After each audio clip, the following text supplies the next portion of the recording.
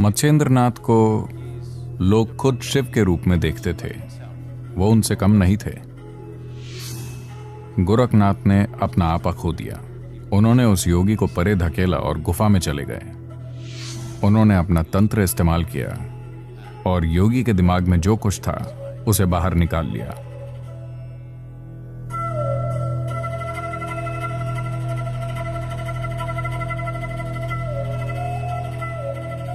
Gorakhnath was a very, very accomplished yogi. Gorakhnath बहुत ही सिद्ध योगी थे। भारतीय योगिक संस्कृति के इतिहास में वो एक सितारे की तरह जो कई मायनों में असाधारण है। उनके गुरु थे मत्स्येंद्रनाथ।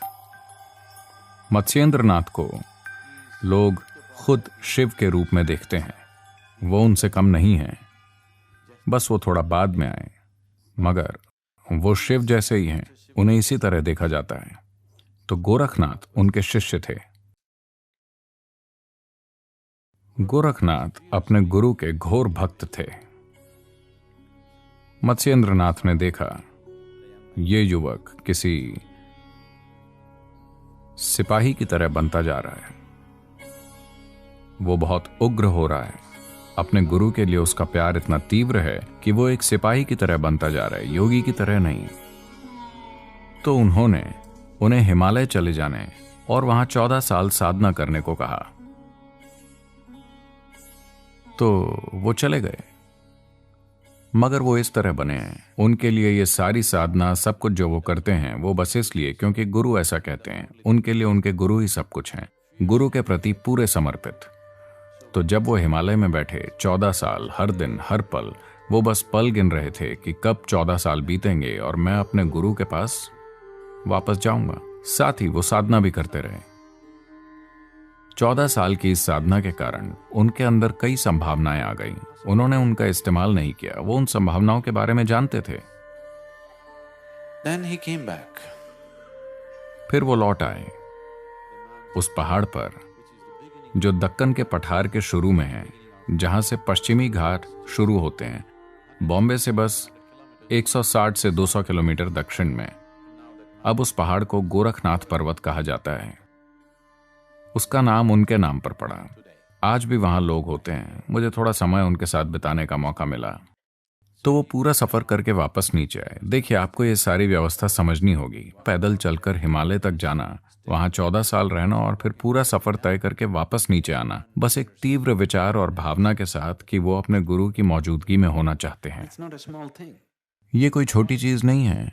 हिमालय चढ़ना, 14 साल वहां इंतजार करना और वापस आना, पूरा पैदल चलकर। जब वो आए, जिस गुफा में मत्स्येंद्रनाथ रहते थे, उसके ठीक बाहर एक साधु था। एक दूसरा योगी था जो वहां पहरा दे रहा था। तो वो वापस आए तो इस योगी ने उन्हें रोका और कहा, तुम गुफा में नहीं घुस सकते।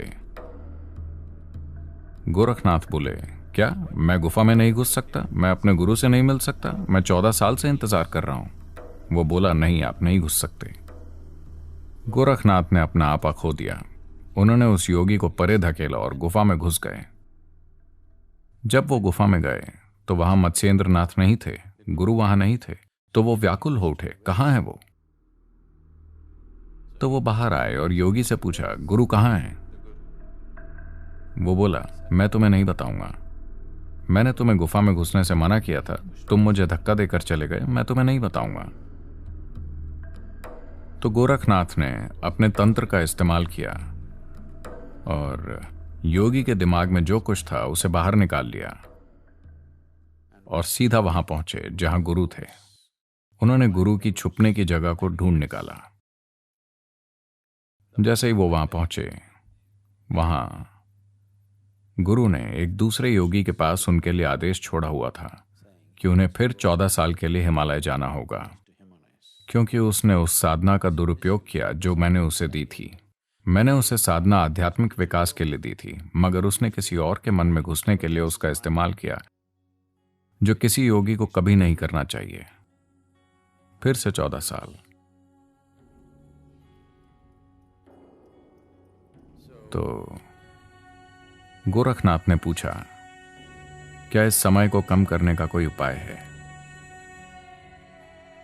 अगर तुम एक असंभव रूप से कठिन आसन में बैठो तो हम उस समय को आधा कर देंगे, 7 साल। यह असंभव रूप से कठिन आसन है। वो इस तरह अपने बाएं पैर की उंगलियों पर बैठे, एड़ी मल द्वार पर मूलाधार में, और दाहिना पैर पालथी में। इसे आज भी गोरखनाथ आसन कहा जाता है। तो वो बस अपने पैर की उंगलियों पर मूलाधार के ऊपर थे, बाई एड़ी के सहारे, और दाहिना पैर यहां। वो 7 साल तक इस तरह बैठे। या तो 14 साल या कठोर 7 साल। फिर वो वापस लौटे। इस बारे में ढेर सारी कहानियां हैं कि मत्स्येंद्रनाथ ने किस तरह अपने लिए गोरखनाथ के प्यार को संतुलित किया।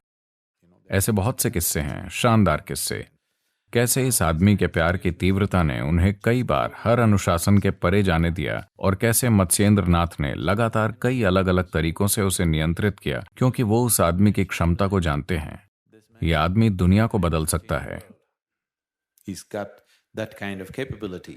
उनमें इस तरह की काबिलियत है, उनमें बहुत आग है, लेकिन स्थिरता और दिशा की कमी है।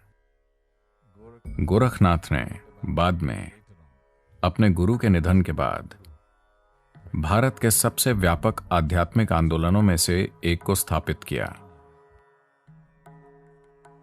अगर आप किसी को देखते हैं जिसके कान में एक बड़ी बाली हो, एक बड़ी बाली, आमतौर पर हड्डी की बाली, मतलब वो एक गोरखनाथी है।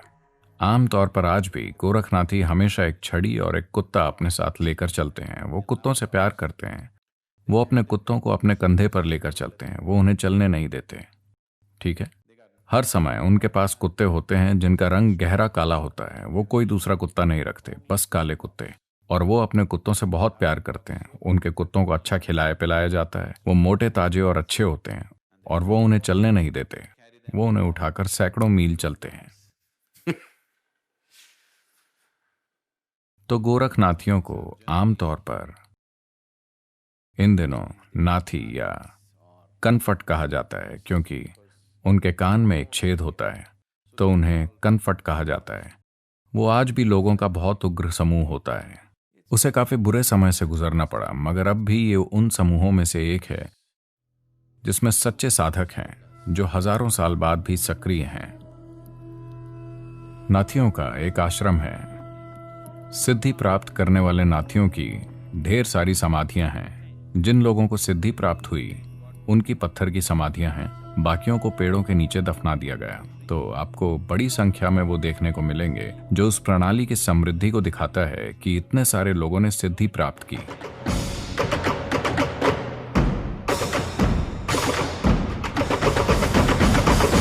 कई बार लोगों ने उन्हें लहरों पर तैरते पाया।